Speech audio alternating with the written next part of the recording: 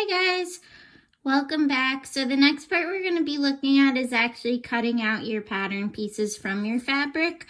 You're going to be relying mostly on the skirt instructions PDF for this part because everybody's going to really be cutting out different amounts of fabric and different numbers of fabrics.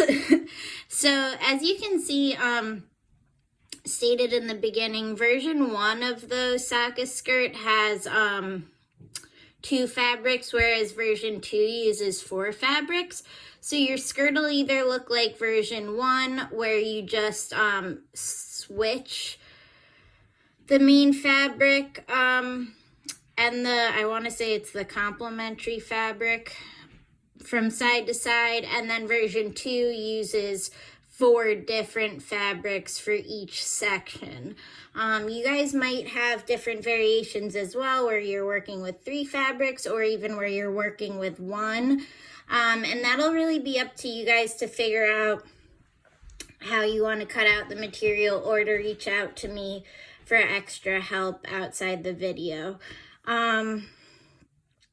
So I did go over, you want to make sure you understand the grain lines, and when you have your pieces cut out, you should have all the pieces here. Everything has a straight grain line aside from E and F, which do need to be folded or reflected over, which we'll talk about. So when we scroll down, you'll see that they say for step 2, lay it out. Lay out the pattern pieces as shown in the cutting layout diagram. Start by placing the pieces that go along the fold. Then lay out the other pieces, making sure the green line arrow is parallel to the selvage, as we've mentioned.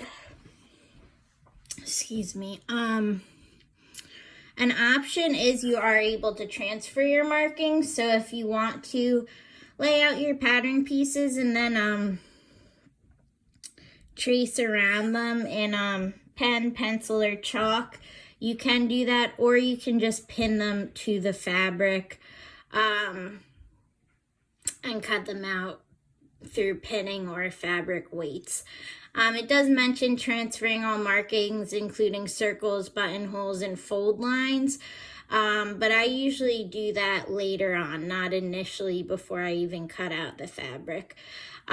Here they mention tracing pieces, which I just talked about. Sorry, I don't know why my elbow keeps being itchy. And then cutting the fabric, and you'll just use your fabric shears for that, either with tracing, cutting along the lines you traced, or cutting your fabric. So you'll notice that for the cutting layouts, they have a really clear guide. There's gonna be, I think actually in every guide, you want the pattern pieces laying so that they're on the wrong side of the fabric. So you're not really gonna have the right side of the fabric facing up. You want the wrong side. So the side with no print, or the side that you want on the inside of the garment facing up. If you can't tell the difference between the wrong and right side of your fabric, chances are it doesn't really matter, so don't stress. Sometimes you will have the wrong side of the pattern facing up. You can see that with F and E, which have to go on a fold or be flipped over and reflected so that you get a right and a left side of each. So definitely make sure you're checking in with the layouts and which way you want the fabric to be. And then the way you lay out your pieces is going to depend on how many fabrics you're using and the width of those fabrics and the size of the skirt you're making. You can see some of these are different from 0 to size 16 versus 18 to 26.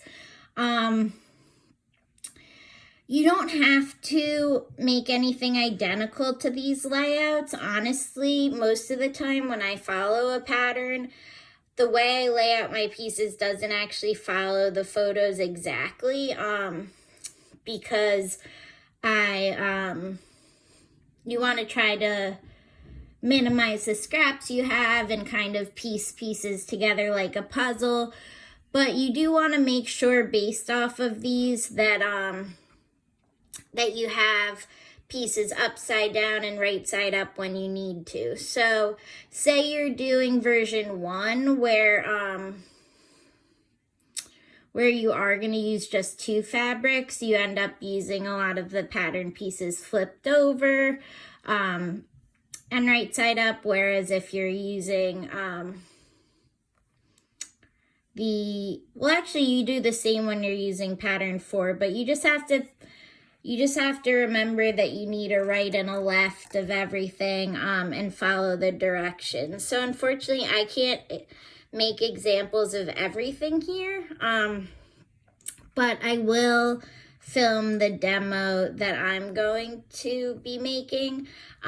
So just find whatever you're doing. If you're doing version 2, follow the latter directions. If you're doing version 1, follow the earlier ones, and just make sure you have the arrows in the correct direction and the pattern pieces up or down. If you only use the pattern pieces face up, you'll end up with 2 rights of everything instead of a right and a left. So that's why it's important to be flipping the pattern pieces around as directed. And I'll explain more with the pieces that get reflected in my demo, but there's kind of a look at the instructions that you'll be following along with.